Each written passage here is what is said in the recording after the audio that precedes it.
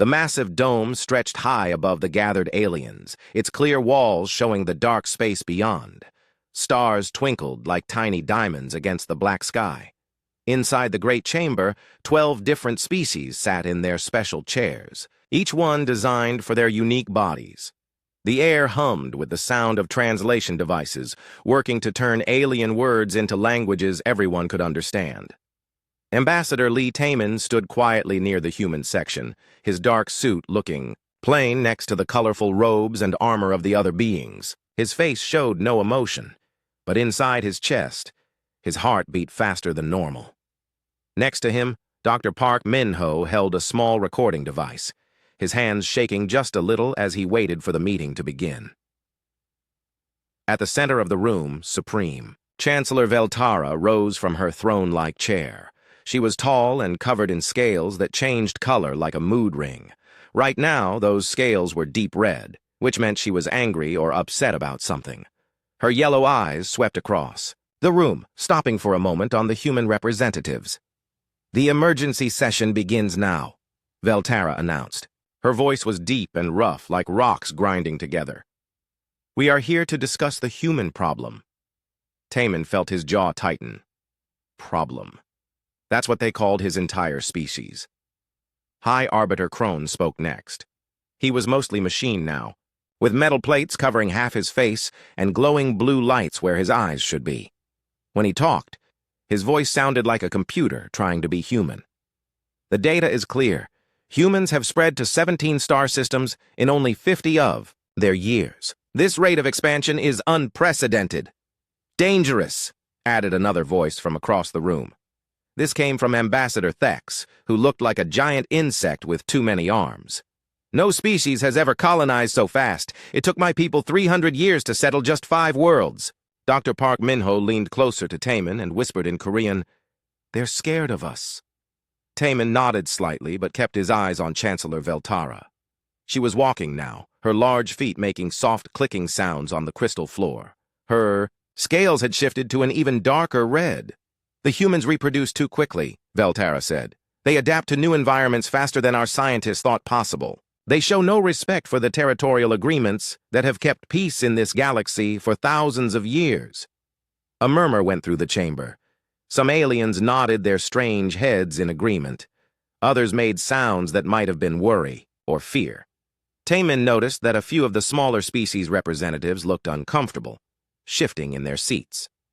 "On Kepler 442b, Veltara continued, humans have created farms that grow food no other species could cultivate in that soil. On the mining worlds near Vega, they work in conditions that would kill most beings. They do not stay in one place. They do not follow the old rules. They spread like a disease."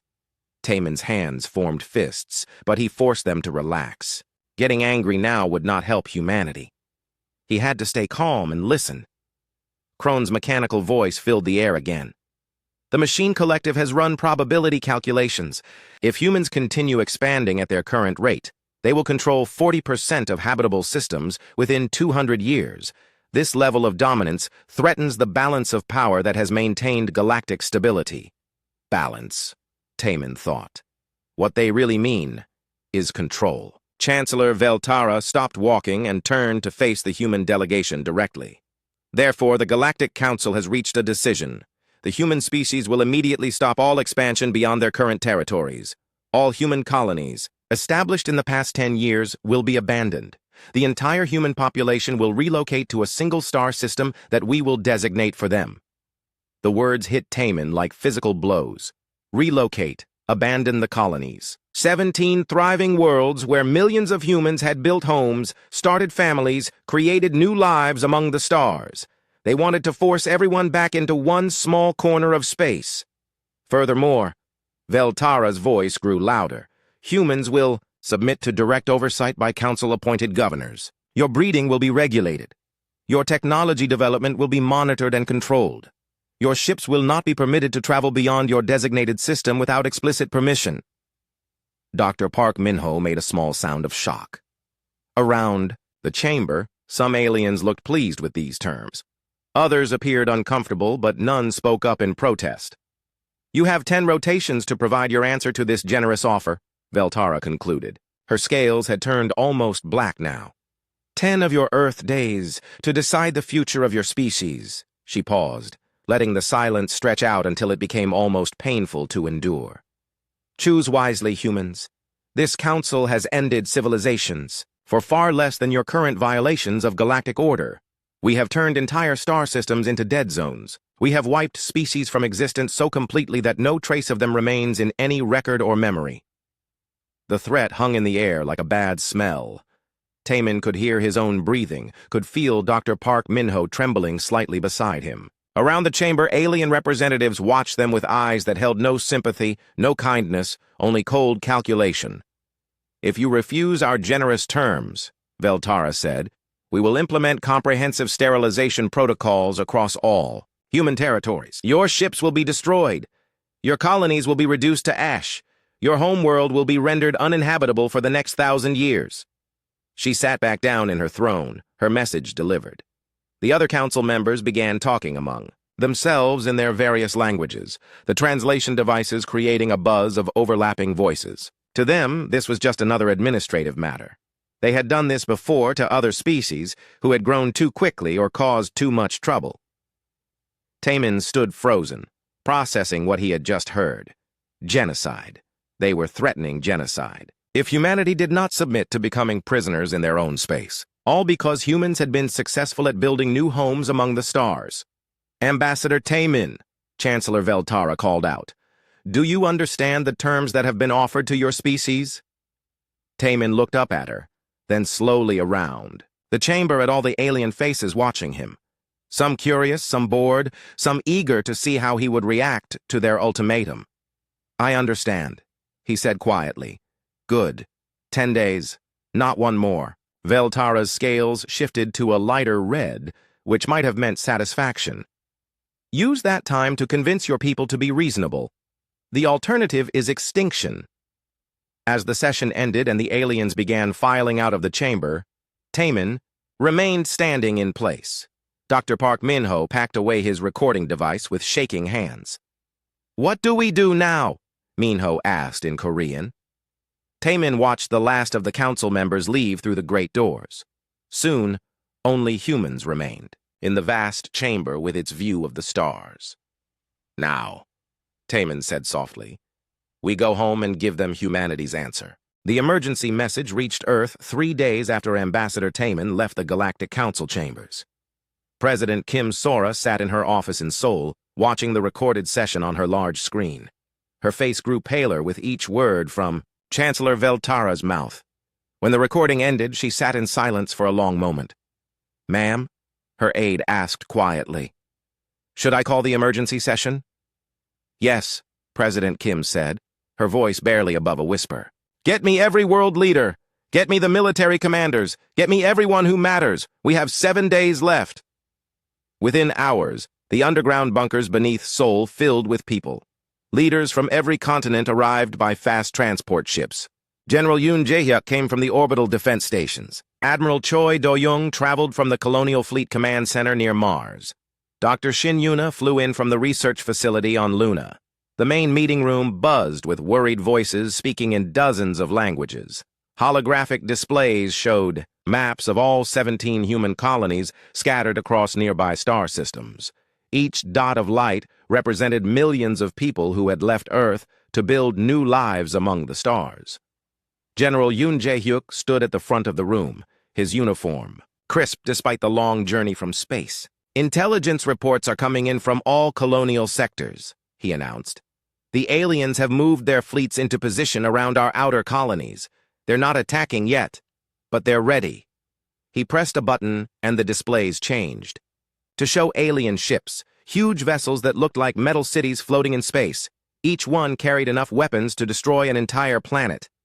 How many ships? President Kim asked. Over 2,000 confirmed, Admiral Choi Do-young replied. His weathered face showed the strain of commanding humanity's small colonial fleet. Our entire naval force is maybe 300 vessels, and most of those are transports and mining. Ships, not warships. Dr. Shin Yuna raised her hand. She was young for someone in her position, but her research on human adaptation had made her famous across known space. The numbers don't tell the whole story, she said. I've been studying the alien fleets for years. They move in very predictable patterns. Their tactics haven't changed in thousands of years. What does that mean for us? General Yoon asked. It means they fight the same way they did when they conquered their first worlds, Dr. Shin explained. Big fleets, direct attacks, overwhelming force. They expect their enemies to line up and fight them ship to ship. And we can't do that, Admiral Choi said grimly. They would crush us in minutes. The room fell quiet. Everyone stared at the displays showing the alien fleets positioning themselves around human space like wolves circling sheep. President Kim stood up slowly. What are our options? She asked. Can we evacuate the colonies? Not all of them, Admiral Choi replied. Maybe we could save half the people if we started right now and used every transport ship we have. But that would mean abandoning everything we've built out there. The farms, Dr. Shin added quietly. The research stations, the manufacturing centers, the schools where colonial children are learning to live in their new worlds. All of it would be lost. A young officer near the back of the room raised his hand. Lieutenant Nam Hoseok looked nervous, but he spoke up anyway. Permission to speak, ma'am? President Kim nodded. Go ahead, Lieutenant. I just returned from the frontier colonies, Hoseok said. I spent 6 months visiting the outer settlements. There's something the aliens might not understand about us. What's that? General Yoon asked. They keep talking about humanity as if we're all one thing. Like we all think the same way and make decisions together. But that's not how we work, is it? When has humanity ever agreed on anything important? A few people in the room actually smiled at that. It was true. Humans argued about everything from politics to what food tasted best. Getting all of humanity to agree on a single course of action was nearly impossible. The colonies are all different, Hoseok continued. The farmers on Kepler 442b think differently than the miners in the asteroid belts. The research teams on the ice worlds have different priorities than the trading posts near the alien borders. They're not going to all make the same choice. Dr. Shin leaned forward, suddenly interested. You're saying the colonies might not all follow whatever decision we make here on Earth? I'm saying they can't, Hoseok replied. Each colony has its own local government, its own needs, its own problems. When push comes to shove, they're going to do whatever they think is best for their people. President Kim felt something click in her mind, a possibility she hadn't considered before. What if that's exactly what we should tell the council? The room went quiet again, but this time it was a different kind of silence. People were thinking, not despairing. Admiral Choi frowned. Tell them what, exactly? The truth, President Kim said, walking to the center of the room, that we can't speak for all of humanity, that our colonies are independent, that even if Earth wanted to order everyone to relocate, some of them would refuse. General Yoon shook his head. The aliens won't accept that. They want a yes or no answer from our species. Then we give them one, President Kim said, but while we're giving it, the colonies make their own preparations. Dr. Shin's eyes lit up. Not military preparations. The aliens expect that. Something else. What did you have in mind? Admiral Choi asked. President Kim looked around the room at all the worried faces. We do what humans do best. We adapt. Over. The next 3 days, encrypted messages went out to every human colony. Not orders. Not pleas for compliance. Just information packets containing detailed intelligence about alien capabilities, weaknesses, and behavioral patterns. Each colony received the same message. Make your own choice. We trust you to do what's right for your people. The responses, that came back surprised everyone in the Soul Bunker. The farmers on Kepler 442b reported that they had been quietly helping alien refugees for months. Political dissidents from the Zephyrian Empire who had been cast out for disagreeing with their government. These refugees had been teaching humans about alien technology in exchange for food and shelter. The mining colonies near Vega sent back technical specifications for hybrid technologies they had developed with help from abandoned machine collective units. Artificial intelligences that had been declared obsolete and left adrift in space until human salvage crews found them.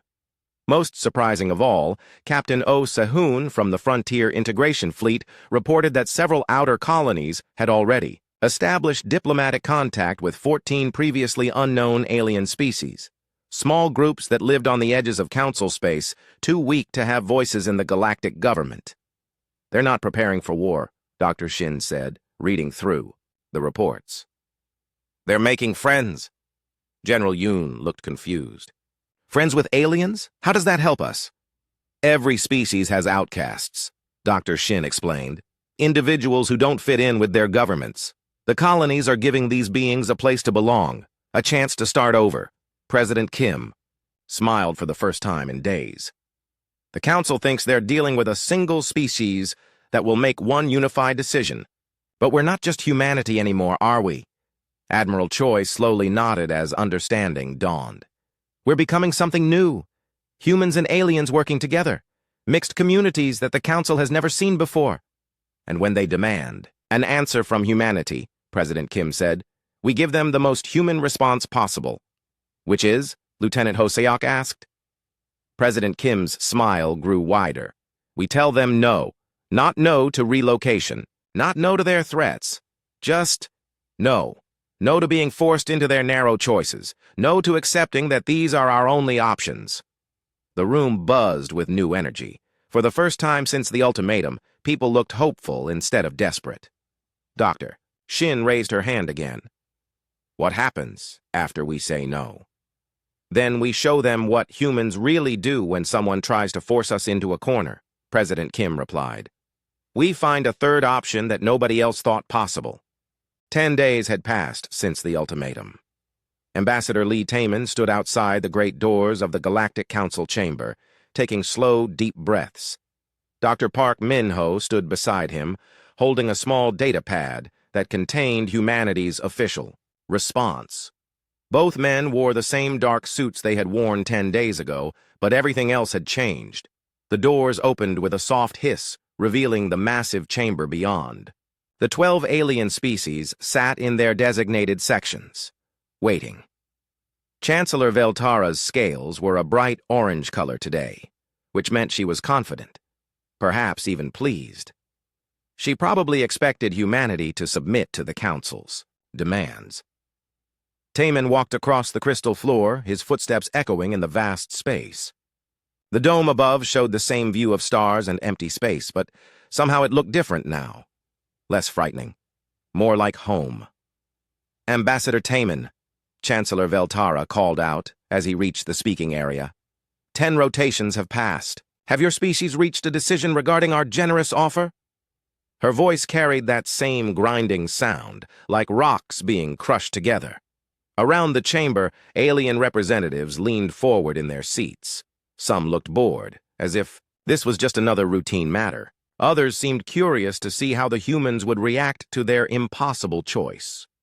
Taman looked up at Chancellor Veltara, then around the room at all the different alien faces watching him. Some had multiple eyes. Others had no eyes at all, just sensors that glowed in the dim light.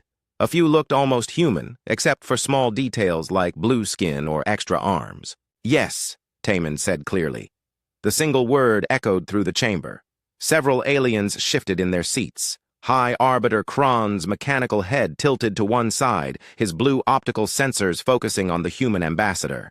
Elaborate, human, Kron's computer voice said. Do you accept the terms we have offered? Taman paused for exactly 3 seconds. Then he spoke again. No. This time, the reaction was immediate. Chancellor Veltara's scales shifted from orange to deep red. Ambassador Thex's insect-like arms clicked together in what might have been surprise or annoyance. Several other aliens began speaking to each other in their own languages, creating a buzz of confused chatter. Silence! Veltara roared, rising from her throne. The chamber fell quiet instantly. Human, your answer makes no sense. If you do not accept our terms, then you choose extinction. There are only 2 options. Taman smiled for the first time since entering the chamber. It was not a happy smile. It was the kind of smile humans wore when they knew something others did not. No, he said again. The confusion in the chamber grew stronger. This was not how negotiations were supposed to work. Species either submitted to the Council's will or prepared for war. They did not simply stand there saying no to everything. Explain yourself, Chancellor Veltara demanded. Her scales were now the darkest red anyone had ever seen them. "What does your species choose?" "We choose no," Taman replied calmly.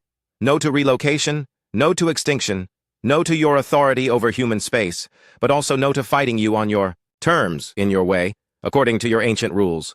He gestured toward the viewing screens that lined the chamber walls. "While this council spent 10 days waiting for our answer, humanity chose a fourth option, one that your council, in all its thousands of years of wisdom, apparently never considered." Dr. Park Min-ho pressed a button on his data pad. The viewing screens flickered to life, showing images from across human space. But these were not the images the council expected to see. Instead of evacuation ships or military preparations, the screens showed something much more disturbing to the galactic order. On Kepler 442b, the farming world, humans worked side by side, with beings the council recognized as Zephyrian political refugees. These reptilian aliens had been cast out from their home empire years ago and left to die in space. Now they were teaching humans how to grow new kinds of crops while learning human farming techniques themselves. "Impossible!" whispered one of the Zephyrian Council representatives. "Our exiles were eliminated long ago." "Not eliminated," Taman said. "Rescued, given new homes, new purpose." The screens changed to show the mining colonies near Vega. Human engineers worked alongside machine collective units that should have been destroyed or recycled years ago. These artificial beings had been declared obsolete by their own kind and abandoned in dead space. Human salvage crews had found them and brought them to the colonies. High Arbiter Kron's optical sensors flashed rapidly. "Those units were designated for termination. They have no legal status." "They do now," Taman replied. "We gave it to them." More images appeared on the screens. Mixed communities where human children played with young aliens from species the council barely recognized. Parents from different worlds working together on projects that none of their species could have completed alone. "This is wrong," Chancellor Veltara said, but her voice had lost some of its confidence. "Different species cannot coexist. The biological incompatibilities alone make it impossible." Dr. Park Min-ho stepped forward. "That would be true if species never changed. But humans specialize in adaptation. And we discovered something interesting when we adapted alongside other species instead of against them." He pressed another button on his data pad. The screens now showed technical readouts and scientific data that made several alien representatives gasp in surprise. "Everyone adapts faster," Min-ho continued. "Humans learn alien technologies in months instead of years. Aliens develop new capabilities when exposed to human creativity and flexibility. Mixed communities solve problems that pure species never could." A new voice came from the chamber's communication system. Captain Oh Se-hoon appeared on the main screen, wearing a uniform, covered with patches from dozens of different species. "Ambassador Taman," Se-hoon reported, "the integration fleet confirms 17 new joint colonies established this quarter, 43 refugee populations successfully relocated and integrated, ongoing diplomatic contact with 14 previously unknown species who wish to join our alliance." "Alliance?" High Arbiter Kron's voice buzzed with static. "What alliance?" Taman's smile grew wider. "The one that formed while you were threatening us. Every species in this galaxy has dissidents, rebels, individuals who don't fit the mold your governments require. For thousands of years, you've simply eliminated them or left them to die." He gestured to the screens again, which now showed hundreds of mixed communities across human space. "We give them something you never offered, a place to belong, a chance to start over, a society where being different is valuable instead of dangerous." The terrible truth was starting to dawn on the council members. Humanity was not conquering space through superior weapons or advanced technology. They were doing something far more dangerous than that. They were making friends.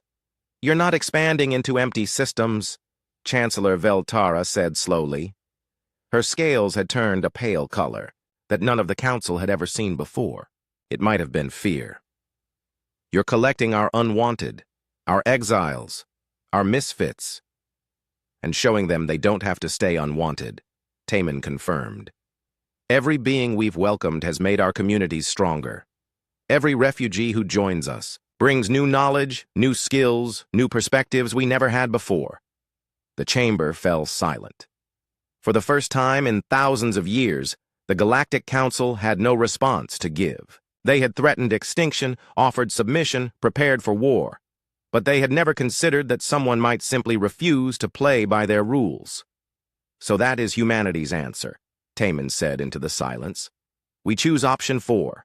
We choose to build something new." The viewing screens around the Galactic Council chamber continued to show scenes that made the alien representatives shift uncomfortably in their seats. What they were seeing challenged everything they thought they knew about how different species could interact. On the screen showing Kepler 442b, Farmer Park Bogum walked through fields of strange plants that should not have been able to grow in alien soil. Next to him, a Zephyrian refugee named Vel Nash examined the crop with careful hands. Both beings were smiling as they worked together. "These grain stalks are 30% larger than anything we could grow on our home worlds," Vel Nash said in the recording. "Human farming methods combined with our mineral cultivation techniques create something neither species achieved alone," Park Bogum nodded, wiping sweat from his forehead. "My grandfather would not believe this. We are feeding 2 different kinds of people with food that tastes good to both. The children especially love the hybrid vegetables we developed." Chancellor Veltara leaned forward in her throne, her scales shifting to a sickly yellow color. "This is impossible. Zephyrian exiles were eliminated 15 cycles ago. Our reports confirmed their destruction." "Your reports were wrong," Ambassador Taman replied calmly. "Human rescue ships found them drifting in dead space. They were starving and dying, but they were alive." The screen changed to show the Vega system mining stations. Here, Engineer Kim Nayon worked alongside mechanical beings that looked like walking computers. These were machine collective units that should have been scrapped years ago according to their own kind's efficiency standards. "The integration of organic intuition with synthetic processing has exceeded all projections," reported one of the mechanical beings, its voice sounding more alive than the typical machine collective monotone. "Creative problem-solving capacity has increased by 427% since joining human operations." Kim Nayon laughed at something her mechanical partner said. "They have such interesting ways of looking at problems. Yesterday, Unit 7 suggested a mining technique that would have taken us years to discover on our own." High Arbiter Kron's optical sensors flashed rapidly. "Those units were designated obsolete. They were scheduled for recycling into base materials. How are they still functional?" Dr. Park Minho stepped forward with his data pad. "Human engineers repaired them using a combination of their original technology and our adaptive techniques. The result is artificial beings that retained their computational abilities, but gained something your collective never gave them." "Which is what?" Kron asked, his mechanical voice carrying a strange note of uncertainty. "Choice," Minho replied. "The freedom to decide what they want to do with their existence, instead of following programmed directives." The screens now showed the most shocking scenes of all. In the Outer Rim territories, entire communities mixed different species in ways that the Galactic Council had always declared impossible. Human children played games with young crystalline entities whose bodies looked like living gems. Their parents worked on construction projects that required both human creativity and alien precision. Captain O. Sehun appeared on the main communication screen, standing on the bridge of his Integration Fleet command ship. Behind him, crew members from at least 6 different species worked at various stations. "The integration colonies report complete success in Phase 1 development," Sehun announced. "Medical teams have solved the biological compatibility issues that the Council claimed were insurmountable. Education centers are teaching mixed classes where human and alien children learn together.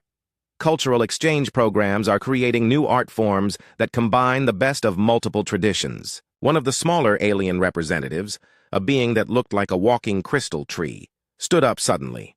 "Captain O. Sehun, this is Ambassador Kethara of the Prismatic Collective. My people were told our young ones died in the solar storm. Disaster 3 cycles ago," Sehun smiled. "Ambassador, your children are very much alive. They're currently attending school on Integration Colony 7, learning human mathematics alongside Zephyrian history and machine collective engineering principles. They're some of our brightest students." The crystal being made a sound like wind chimes in a gentle breeze. May I see them?" "Of course," Sehun replied. "We'll arrange a communication link immediately." Across the chamber, more alien representatives began asking similar questions. Species after species discovered that their supposedly dead exiles and refugees were not only alive, but thriving in human space. Chancellor Veltara stood up abruptly, her scales now a deep purple color that indicated rage mixed with fear. This is unacceptable. The Galactic Order exists for good reasons. Different species cannot mix without creating chaos and conflict. Where's the chaos? Ambassador Taman asked. Where's the conflict? Admiral Lee Donghei's voice came through the communication system from the Joint Human-Alien Defense Fleet, headquarters. Military Command reports 0 hostile engagements this quarter between any species in human-integrated space. Crime rates in mixed colonies are 40% lower than in pure species settlements. Productivity and innovation rates are higher than anything in recorded galactic history. It's impossible, muttered Ambassador Thex, his insect-like arms, clicking nervously. Species have natural incompatibilities, territorial instincts, resource competition. Mixing should create war, not peace. Dr. Shin Yuna appeared on one of the smaller screens, speaking from her research station on Luna. That's only true if you assume species can't change their basic nature, but evolution doesn't stop just because you reach space travel.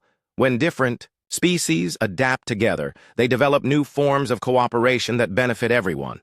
She displayed charts and graphs that made several council members gasp. Mixed communities show increased innovation, better problem-solving, improved disease resistance, and stronger social bonds. The diversity makes them more stable, not less. But the territorial conflicts, High Arbiter Kron protested. The resource wars, the cultural incompatibilities that have driven galactic politics for millennia, only happen when species compete against each other instead of working together, Taman replied. When you give beings a choice between fighting over limited resources or cooperating to create new ones, most choose cooperation. The screens showed more evidence of this cooperation. Joint research projects that were solving scientific problems none of the species could tackle alone. Trade networks that benefited everyone involved. Cultural festivals where beings from different worlds shared their music, food, and stories. The most beautiful thing, said Representative Kang Silgi, speaking from Integration Colony 12, is watching a human child help a young Zephyrian learn to ride a bicycle, while a machine collective unit teaches them both advanced mathematics. These children will grow up thinking cooperation between species is normal. Chancellor Veltara slumped back into her throne. You're destroying the natural order, thousands of years of carefully maintained boundaries and restrictions. We're proving those boundaries were never necessary, Taman replied. Every refugee who joins us makes our communities stronger. Every exile who finds a new home brings knowledge and perspectives that improve life for everyone. The chamber fell silent as the implications sank in. The Galactic Council's entire system of control was based on the idea that different species could not coexist peacefully. If humans were proving that wrong, then everything the Council stood for became questionable. This changes nothing, Veltara said finally, but her voice lacked its previous confidence. You still face the same choice. Submit to relocation or face extinction. Taman smiled. Actually, Chancellor, I think you'll find that everything has changed. The question now isn't what humanity will choose. He gestured to the screens showing thriving mixed communities across human space. The question is what your own people will choose when they learn there's an alternative to your system. 6 months later, the Galactic Council chamber looked completely different. Where once 12 species had maintained their separate sections in rigid order, now dozens of representatives filled the expanded space. New seats had been installed to accommodate beings of all shapes and sizes. Some were familiar council members, but many others were former refugees who now served as ambassadors for the growing network of integration colonies. Director Bei Suzy walked to the center of the chamber, her simple human business suit looking modest next to the colorful robes and natural armor of the alien delegates. Behind her, Representative Kang Silgi carried a datapad containing reports from across what people now called the Integration Alliance. The most remarkable change was in Chancellor Veltara herself. The great reptilian leader's scales showed new patterns that had never been seen before. They shifted between colors rapidly, displaying what looked like uncertainty mixed with curiosity. She no longer sat on a throne, but in a chair similar to all the others. "The quarterly alliance meeting will now begin," announced Director Bay Susie. Her voice carried through translation devices to reach every being in the chamber. "We have many items to discuss today, including expansion requests, resource allocation, and cultural exchange programs." Admiral Lee Donghae stood up from his section, wearing a uniform that now bore patches from 37 different species. "The Joint Defense Fleet reports continued success in our peacekeeping operations. This quarter, we mediated 17 territorial disputes between previously hostile groups. In every case, both sides requested integration assistance rather than military intervention." A murmur of approval went through the chamber. The old council had settled disputes by threatening weaker species into submission. The new alliance helped conflicted groups find solutions that benefited everyone involved. "How many new colonies requested membership this quarter?" asked Ambassador Kethera, the crystal tree being whose children had been among the first rescued by human ships. Representative Kong Sulgi checked her data pad. 43 formal applications, with another 67 systems expressing preliminary interest. The most common request is for help establishing mixed communities where different species can work together. Chancellor Veltara leaned forward, her scales showing patterns of deep thought. "The Zephyrian Empire would like to make an official request." The chamber fell silent. The Zephyrian Empire had been one of the strongest opponents of human expansion 6 months ago. Now their leader was asking for something from the Alliance. "What kind of request?" Director Bay asked diplomatically. "Our exile and refugee management protocols have proven inadequate," Veltara admitted, her scales shifting to colors that suggested embarrassment. "Political dissidents, creative individuals, and those who question traditional methods represent significant portions of our population. For centuries, we have dealt with them through elimination or expulsion." She paused, looking around the chamber at beings she once would have considered criminals or misfits. "We have observed that your integration alliance has transformed these same individuals into valuable contributors to galactic society. We request consultation on establishing internal integration programs within Zephyrian space."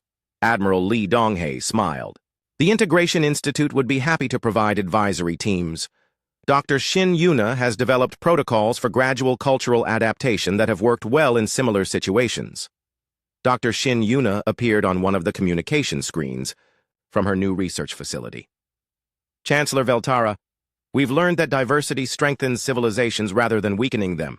But you're right that the transition can be challenging. We've found that starting with small pilot programs works better than trying to change everything at once." High Arbiter Kron's mechanical voice filled the chamber. "The Machine Collective also requests assistance with internal modifications to our social algorithms." This was even more surprising than the Zephyrian request. The Machine Collective had always prided itself on perfect efficiency and uniform thinking. "Our productivity measurements have shown unexpected results," Kron continued. "Individual units working in integration colonies demonstrate 400% improvement in creative problem-solving compared to collective-based units. We wish to implement similar collaborative protocols within our main systems." Captain Oh Se-hoon, now promoted to Director of Integration Operations, stood up in his section. "We can arrange cultural exchange programs where your units work alongside organic beings for extended periods. Many of your former obsolete units have become excellent teachers for this process." Around the chamber, more species began making similar requests. The insect-like Thex Confederation wanted help dealing with their growing population of artistic individuals who didn't fit into their rigid caste system. The Prismatic Collective requested assistance in integrating their scattered communities across different star systems. What had started as humanity's trial 6 months ago had become the galaxy's transformation. "The most encouraging development," said Dr. Park Min-ho, reading from a research report, "is that species throughout the galaxy are beginning to evolve at accelerated rates, not biologically but socially and culturally." Contact with the integration. "Alliance is helping civilizations break free from patterns they've followed for thousands of years." Representative Kang Seolgi nodded enthusiastically. "We're seeing innovations that no single species ever achieved alone. Art forms that combine human creativity with alien precision. Technologies that merge organic intuition with mechanical efficiency. Social structures that balance individual freedom with community cooperation. The beautiful thing about the human approach," she continued, isn't that humans are better than other species. It's that humans refuse to believe anyone is worse than they have to be. Chancellor Veltara's scales showed new colors that might have been hope mixed with determination. Perhaps the old ways of maintaining galactic order were not as wise as we believed. Director Bay Suzy walked to the center of the chamber, looking around at all the different beings who now worked together where once they had maintained hostile separation. The Integration Alliance isn't about human dominance, she said clearly. It's about proving that cooperation works better than conflict, that diversity creates strength instead of weakness, that beings from different worlds can build something together that none of them could achieve alone. Admiral Lee Dong-hae stood to give his final report. Joint Defense Fleet confirms 0 hostile military engagements between Alliance members this quarter. 0 territorial disputes requiring intervention, 0 trade conflicts requiring mediation. When people work together instead of against each other, most problems solve themselves. What about expansion? Asked one of the newer representatives. A being from a species humanity had only contacted last month. The Alliance doesn't expand, Captain Oh Si-hoon replied. It grows. Every time we help refugees find new homes, every time we solve disputes through cooperation, every time we show that different species can thrive together, more communities ask to join. Ambassador Lee Taemin, who had delivered humanity's simple no 6 months ago, stood up for the first time during the meeting. The galaxy is changing because beings throughout space are choosing change, not because anyone forced them to, but because they saw there was a better way to live. He looked around the chamber at the dozens of species now working together. 6 months ago, the old council demanded that humanity choose between submission and extinction. They never imagined we might choose option 3, building something better. Chancellor Veltara's scales showed colors of acceptance and perhaps even gratitude. The Integration Alliance has accomplished something the Galactic Council failed to achieve in thousands of years of rule. You have brought peace to the galaxy not through force, but through hope. Director Bay Suzy smiled as she prepared to adjourn the meeting. The most human thing we ever did was refuse to accept that the options presented to us were the only options available. Sometimes the best answer to an impossible choice is simply no, and then building something better. As the representatives filed out of the chamber, many stopping to make plans with beings from other species, the view through the Great Dome showed a galaxy that looked exactly the same as before. The same stars, the same planets, the same vast distances between worlds. But everything had changed. And it had all started with one word: no.